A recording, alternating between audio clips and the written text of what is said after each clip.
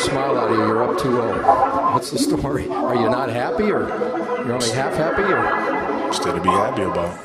you're up 2-0? Job's not finished. Welcome back, folks. Chase Valenzuela here with Bowl 101 Pro Shops, coming at you from inside Millennium Bowl today to take a look at the brand new Storm Ion Max Pearl. Just like the name would lead you to believe, this is the Pearl version of the original Ion Max. The cover formula is exactly the same, just in a pearlized version.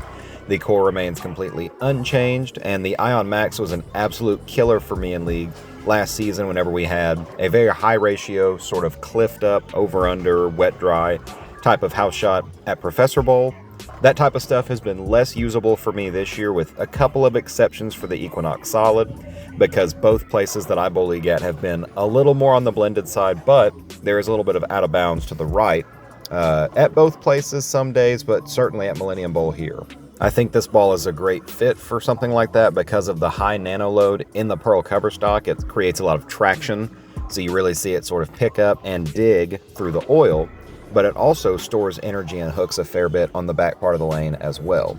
So for me, this typically translates to something that is harder to sort of overthrow or blast through the break point, like a traditional, maybe lowered nano pearlized asymmetric ball, but plenty of traction because of the base strength of that cover, combined with that really kind of rolly, tumbly, early rolling core as well. Our first comparison today is to the Rotogrip RST Hyperdrive Pearl. This is a ball that I've scored with a fair bit at Millennium this year, and you can see right off the bat the RST is much easier to get to the back of the pattern, where the Ion Max Pearl definitely creates a little more mid-lane traction and a little more of an even, sort of continuous rolling hook shape, where the Hyperdrive Pearl is much cleaner and whippier or poppier on the back part of the lane. I don't see any overlap between these two. My Hyperdrive Pearl has been just a little bit allergic to oil on the back part of the lane, where if I had that a little bit or it started to kind of squirt through it, I could go to the Ion Max Pearl and have something that's way more consistent front to back.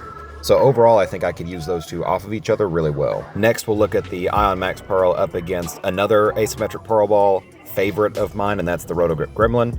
The Gremlin core numbers are actually a little more similar to the Ion Max Pearl than the core numbers of the RST. However, that cover on the Gremlin is still quite a bit cleaner than what we've got on the Ion Max Pearl. And again, I think that's due to the nano load. They specifically left out nano or micro load in the Gremlin cover to give it a little bit cleaner sort of motion or clearing through the front part of the lane, where the Ion Max Pearl is way more mid-laney and diggy. And again, for me, that translates to something that's a little bit better on the fresh in the Ion Max Pearl, and the Gremlin is a little bit better if they're a little crisper, whether that's generally just kind of starting out hooking, or if they get a little hooky, but I can't quite get in a symmetric Pearl just yet. The Ion Max Pearl is available at your local Storm VIP Pro Shop, or you can come see me at Bowl 101 inside Millennium Bowl to pick yours up today. As always, thanks so much for watching, and we'll see you next time.